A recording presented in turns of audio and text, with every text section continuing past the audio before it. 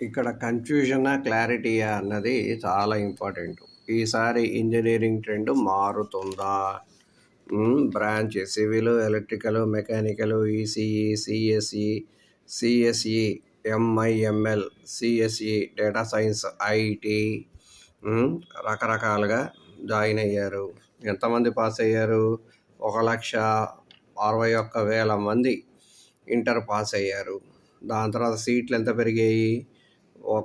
175 కళాశాలలు 1,18,989 సీట్లు ఎంత భర్తీ అయ్యాయి? 1,07,160 భర్తీ అయ్యాయి.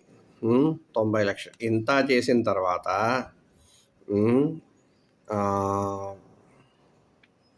ఐఐటి, ఎస్ఐటీలు, ట్రిపుల్ ఐటీలు దాటి సాధారణ కళాశాలలకు వచ్చి ఉద్యోగాలను ఎంపిక చేసుకుంటారా అన్న ప్రశ్న కొందరు నిపుణుల నుంచి వస్తోంది.